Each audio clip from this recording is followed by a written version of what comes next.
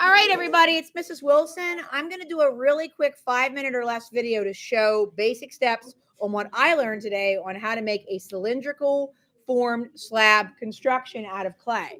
So the first thing you want to realize is the base would need to be circular. So what I've already done, and this is an advanced slab technique for my students in 7th grade at our awesome school. Give me a yay for art today. Yay. All right, there we go. Now, after you make your circle and you just want to use a lid to form that, you have to measure the diameter of the circle. So thank you for being quiet if you're in my class for my demonstration on that YouTube video. Okay. This circle, as you can see, is about 5 inches in diameter. So what I realized is for the walls of your slab construction, you need to make it 3 times the length. So just like we can do math in 7th grade. Hey, 7th grade, what's 3 times 5? All right, so using a ruler, a clay ruler, I'm going to go ahead and measure out 15.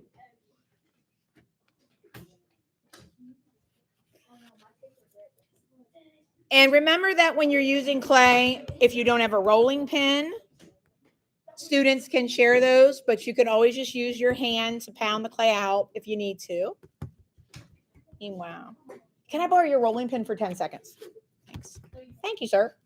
All right, guys, and I have about 8 rolling pins in the art room. I'll be getting more, but sharing is caring. So it's better to kind of have an evenly distributed weight with the clay.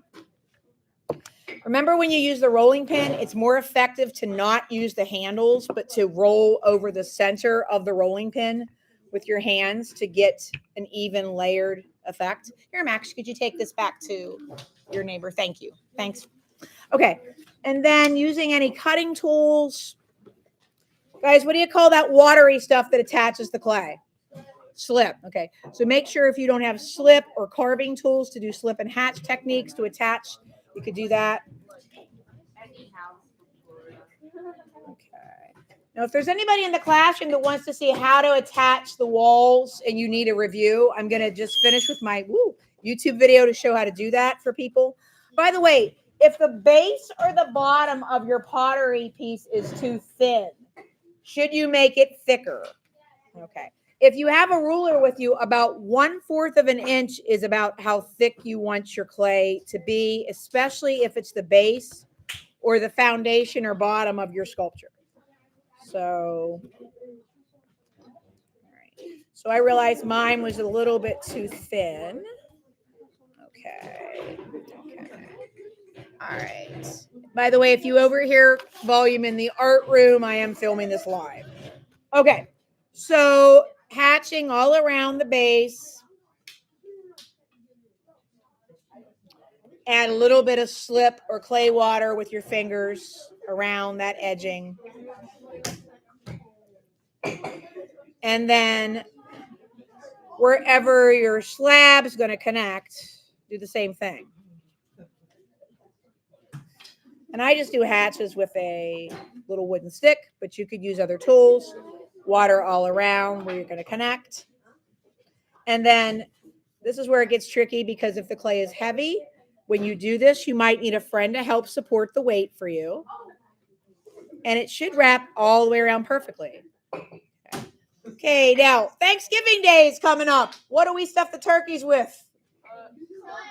No, not clay, usually stuffing. Now, just that analogy is to show you that after you build the walls of your clay construction, you may want to get yourself paper towels to stuff your clay construction if it wants to cave in on you.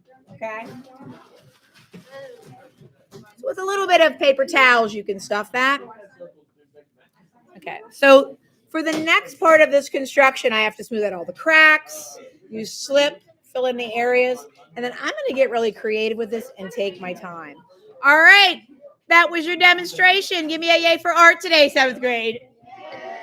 Thank you for being quiet during my YouTube video. Stay creative. Thank you.